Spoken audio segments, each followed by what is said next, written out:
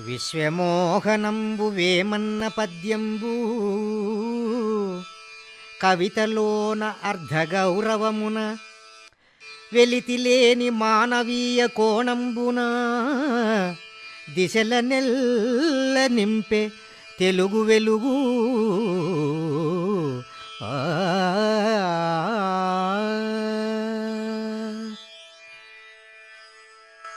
వేమన ప్రాచీన సాహిత్య సమాజానికి చెందినవాడే అయినా ఆనాటి కవుల్లో ఆధునికుడు. సామాజిక స్పృహ, అధునాతన దృష్టి, భవిష్యత్తుకు బాటలు వేయగల సృష్టి, నవీన భావపుష్టి ఇవన్నీ పుష్కలంగా ఉన్నవాడు. అది ప్రబంధయుగం. ఎక్కడ చూసినా కావ్య నాటక రచనలు తాండవం చేస్తున్నాయి. కఠినమైన కవిత్వం చెప్పగలిగినవాడే గొప్ప కవి అనే విశ్వాసం కవుల్లో, కవితా పోషకుల్లోనూ బలంగా ఉండే రోజులు. ఒకవైపు శైవ ప్రబంధాలని, మరోవైపు వైష్ణవ ప్రబంధాలని, కవిత్వంలో భక్తికి పెద్దపీట వేస్తున్న రోజులు. పైగా చిత్రకవిత్వం, బంధకవిత్వం, ద్వ్యర్థి కవిత్వం వంటి విన్యాసాలకు ప్రాధాన్యం ఎక్కువగా ఉన్న రోజులు. అదీగాక శైవమని వైష్ణవమని రెండు మతాల హోరులో పోరులో ప్రజలు అల్లాడుతున్న రోజులు. అలాంటి ఆ కాలపు దుర్భర పరిస్థితిలో ఆడంబరాలకు పోవాల్సిన పనిలేదు అని ఆత్మతత్వాన్ని ప్రబోధించిన మహాయోగి వేమన. జటిలమైన ఆత్మతత్వాన్ని సున్నితమైన పదాలతో చిన్న పద్యంలో బంధించి ప్రజల వద్దకే వెళ్ళి ప్రబోధించిన వాస్తవ ప్రచారకుడు వేమన. ఆడంబరాలతో సాగే ఆరాధనలు, పూజలు, తీర్థయాత్రలు, క్రతువులు, జంతుబలులు, కర్మకాండలు ఇవన్నీ మనం సృష్టించుకున్నవే అని వేమన అభిప్రాయం. వాటికి పెద్దగా ప్రాధాన్యం ఇవ్వాల్సిన పని లేదు అని ప్రజలకు చాటి చెప్పాడు. అంధవిశ్వాసాల్ని తొలగించి ఆత్మవిశ్వాసం కలిగించడమే కదా సంఘ సంస్కరణ. వేమన కాలం అదొక అసమానతలతో అస్తవ్యస్తంగా నడుస్తున్న సమాజం.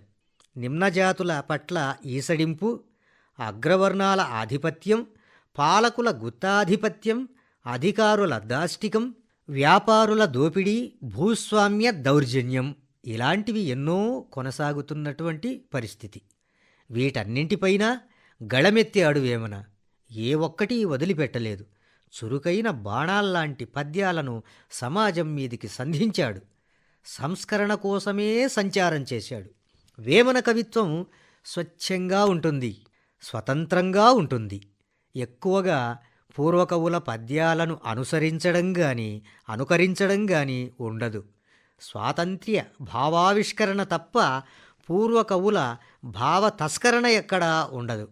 ఆయన కవిత్వానికి ఆయనే భావుకుడు, అంతేగాని అనువాదకుడు కాదు. అదే పనిగా చెప్పాలని కవిత్వం చెబితే అనుకరణకు అవకాశం ఉంటుంది. కానీ వేమన అలా కాదు. అప్రయత్నంగా ఆశువుగా పద్యాలు చెప్పినవాడు కాబట్టి ఆయన పద్యాలకు భావాలు ఆయనలోంచి పుట్టుకొచ్చినవే. అలా కాని పద్యం ఏదైనా ఉంటే అది వేమనది కాదు అని అర్థం. మాటలాడవచ్చు మర్మములెరిగినా పిన్న పెద్దతనములెన్నవద్దు.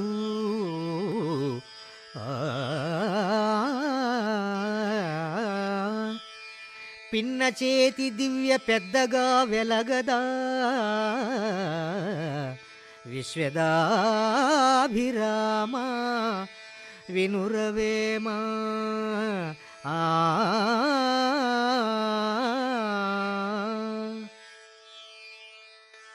మర్మం తెలిసినవాడు ఎవడైనా మాట్లాడటానికి అర్హుడే.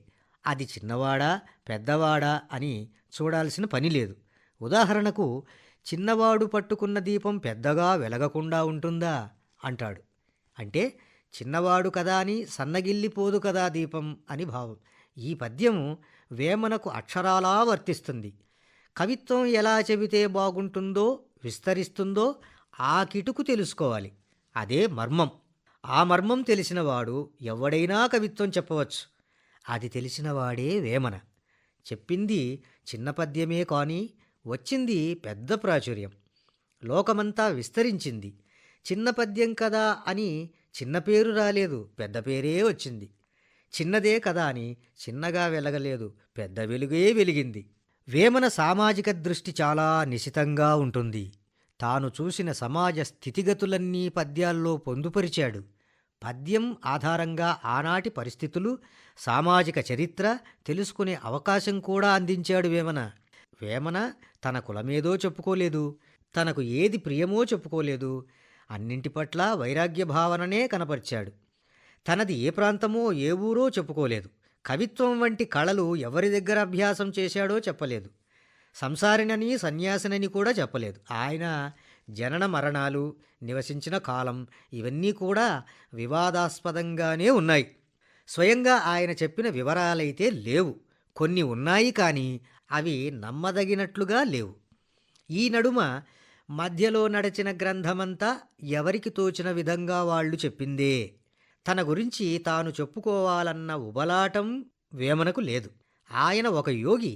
ఈ పుట్టుక, చావు వీటిపైన ఆయనకు నిస్పృహ ఉన్నట్లు కనిపిస్తుంది. జనన మరణములకు తా స్వతంత్రుడుగాడు, మొదట కర్తగాడు తుదనుగాడు, నడుమ కర్తననుట నగుబాటుగాదొకో, విశ్వదాభిరామ వినురవేమ.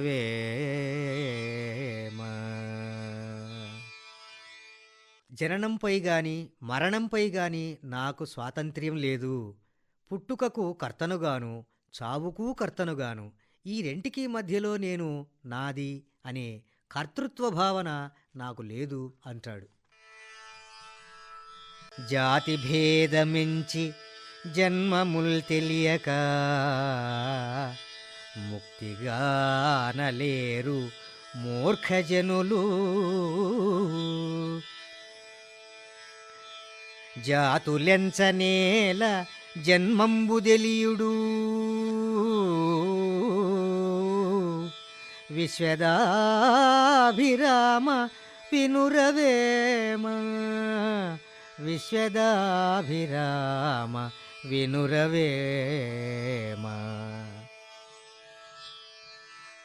ప్రజలు జాతితో భేదాన్ని చూస్తున్నారు కానీ జన్మరహస్యాన్ని గ్రహించలేకున్నారు. ముందు అది తెలుసుకోవాలి అంటాడు. మరో సందర్భంలో ఈయన దేహధ్యాస లేని యోగి అని మనం నిర్ధారించుకునేలా ఆవిష్కృతమవుతాడు. తల్లి గర్భమందు తాబుట్టినప్పుడు మొదలు బట్టలేదు తుదను లేదు, నడుమ బట్టగట్ట నగుబాటుగాదుకో, విశ్వదాభిరామ వినురవేమ.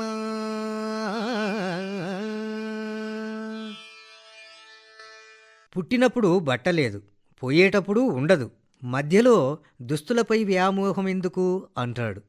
ఈ పద్యం యోగస్థితిలో ఉన్నవాళ్లకు వర్తిస్తుందే గాని అందరికీ కాదు. ఈ పద్యాన్ని ఆధారం చేసుకునే వేమనను వివస్త్రునిగా చిత్రించి ఉంటారేమో అనిపిస్తుంది. అయితే ఆయన చివరి రోజుల్లో సమాధి దశలో అలా అయ్యి ఉండవచ్చు కానీ సంచార జీవనంలో మాత్రం గోచిపాతతో తిరిగి ఉంటాడని, వేమన సభ్య సమాజంలో సంచరిస్తూ ప్రజాజీవనాన్ని వీక్షిస్తూ పరిస్థితుల్ని సమీక్షిస్తూ ఎక్కడి పరిష్కారం అక్కడే పద్యరూపంలో ప్రకటిస్తూ తిరిగినవాడని ఆయన భావజాలాన్ని బట్టి తెలుస్తున్నది. అలాంటప్పుడు ఆయన నిరాడంబరుడై తిరిగి ఉంటాడన్నది నిజం కానీ దిగంబరుడై తిరిగి ఉంటాడన్నది మాత్రం సంశయమే. అయితే జంగమం స్వీకరించిన వారిలో దిగంబర సన్యాసులు కూడా ఉన్నారన్నది మాత్రం గమనార్హం. వేమన కంటే చాలా ముందు పుట్టిన అన్నమాచార్యులు సమతాదృష్టితో కవిత్వం చెప్పాడు.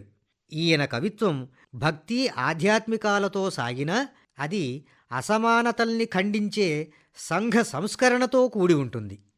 వేమనకు తరువాత వచ్చినవాడు వీరబ్రహ్మం లేదా సమకాలికుడు. ఈయన కూడా అసమానతల్ని మూఢ విశ్వాసాలను ఖండించాడు. ప్రజల వద్దకే వెళ్ళి బోధనలు చేశాడు. ఒక రకంగా అన్నమయ్య వేమనకు స్ఫూర్తిగా నిలిస్తే, వేమన బ్రహ్మంగారికి స్ఫూర్తిగా నిలిచాడు. ఈ ముగ్గురి తరువాత ఇంత స్థాయిలో ప్రజల పక్షాన నిలబడిన కవులు, ప్రజా సంస్కరణ ఉద్యమకర్తలు ఎవరూ కనిపించరు. ఇక్కడ మనకొకటి ఆశ్చర్యమేస్తుంది. ఈ ముగ్గురు కవులు చాలా ప్రాచీనులు. మనకంటే ఎన్నో వందల సంవత్సరాలకు ముందు తమ భావాల్ని కవిత్వం ద్వారా వెల్లడించిన వాళ్ళు.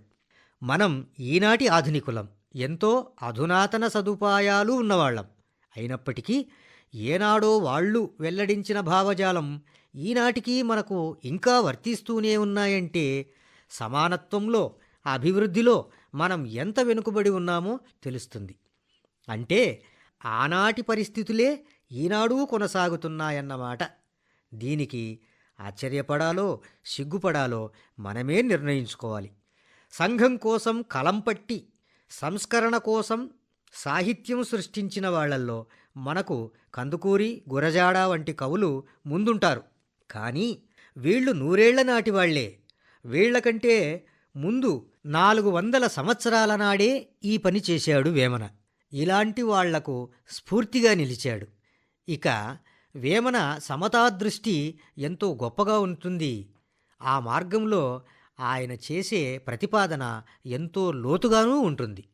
భవిష్యత్తుకు అది పునాది కావాలని ఆలోచించి మరీ చెబుతాడు. మనుషుల్లో ఒకరు ఎక్కువవారని, ఒకరు తక్కువవారని నిర్ణయించడం ఎలా సాధ్యం అని ప్రశ్నించి అందులోనే సమాధానం వెతుక్కునేలా చెప్తాడు. కులము హెచ్చు తగ్గు గొడవలు పనిలేదు, సానుజాతమయ్యే సకల కులము, హెచ్చు తగ్గు మాటలెట్లెరుంగగవచ్చు, విశ్వదాభిరామ వినురవేమా.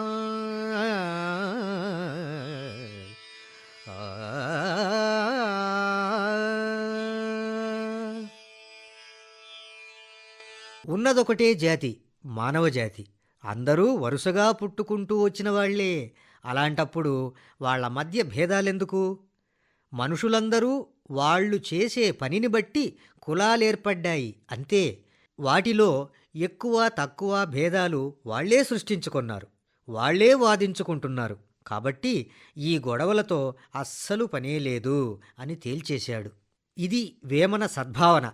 మనిషిని మనిషిగా చూడలేని ద్వేషపూరిత సమాజంలోంచి మనిషంటే సామాన్యుడు కాడు, మనిషే దేవుడు అని మనిషి గొప్పతనం వివరించిన మహామనీషి వేమన. అయితే తన గొప్పదనం తెలియక మనిషే అమాయకుడై ఉన్నాడే అని విచారాన్ని కూడా వ్యక్తం చేశాడు. వెన్న చేతబట్టి వివరంబు తెలియక ఘృతము గోరునట్టి అతని భంగి,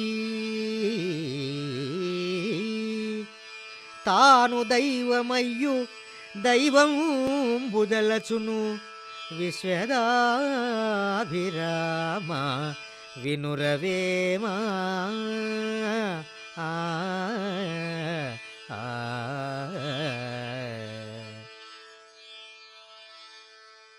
చేతిలోనే వెన్న ఉంది, కానీ నెయ్యి కోసం తిరుగుతున్నాడు. దాన్ని నేయిగా ఎలా మార్చుకోవాలో వివరం తెలియని అమాయకుడైపోతున్నాడు. తానే దైవమన్న సంగతి మరచిపోయి దైవాన్ని వెతుక్కుతున్నాడు. ఆ దైవత్వాన్ని తెలుసుకునే జ్ఞానాన్ని పొందలేకపోతున్నాడే అంటూ మనిషి అవివేకానికి విచారం వెలిబుచ్చాడు వేమన. ఇది వేమన సహృదయం సందేశం. తప్పు చేసి కప్పిపుచ్చి చెప్పుకోవడం వేమనకు తెలియదు. తాను చెప్పిన నీతి మొదట తనకే వర్తించాలని కోరుకున్నవాడు. చెప్పేదొకటి చేసేదొకటి అనే కుటిల స్వభావం ఆయనలో లేదు.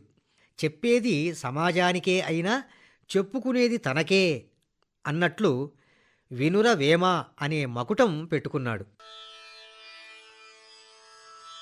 అంతరంగమందు అపరాధములు చేసి మంచివాని వలెను మనుజుడుండు,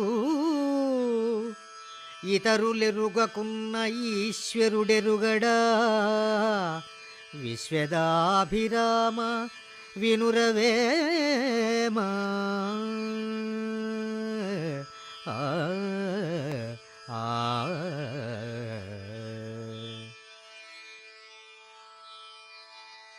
ప్రతి మనిషిలో సాధారణంగా ఉండే కోరిక ఏమిటంటే నేను మంచివాణ్ణి అనిపించుకోవాలి అని.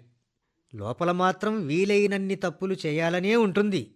అది ఇతరులకు తెలిసే అవకాశం లేదు కదా. కాబట్టి పైకి మంచివాడిలా నటిస్తుంటాడు. కొంతమంది ఇందుకు భిన్నంగా ఉంటారు. ప్రతి పని మంచిదే చేయాలనుకుంటారు. ఎవరో తన మంచిని పొగడాలని అనుకోరు. ఎవరో చూస్తున్నారని నటించరు. ఆ అవసరం కూడా వాళ్లకు ఉండదు. తప్పు చేయాలన్న ఆలోచన కూడా రానియరు. ఎందుకంటే వాళ్లకు తెలుసు, నా ఆలోచన ఎదుటివారికి తెలియకపోవచ్చు, కానీ అంతర్యామి అయిన ఈశ్వరునికి తెలుస్తుంది అని. అలాంటివాడే వేమన. లేకపోతే ఇలాంటి పద్యం చెప్పేవాడే కాదు. ఇది వేమన అంతరంగం. ఏ కాలంలోనైనా ఈ పద్యం చదివిన ప్రతి 100 మందిలో 99 మందికి గుండెలో బాణమై దిగబడుతుంది. కలుక్కుమంటుంది, కనువిప్పు కలిగిస్తుంది. ఇలాంటి స్వచ్ఛమైన వ్యక్తిత్వం ఉన్న మనిషిగా, దేన్ని ఆశించని యోగిగా, సంఘ సంస్కర్తగా అనేక అవతారాల్లో వేమన దర్శనమిస్తాడు.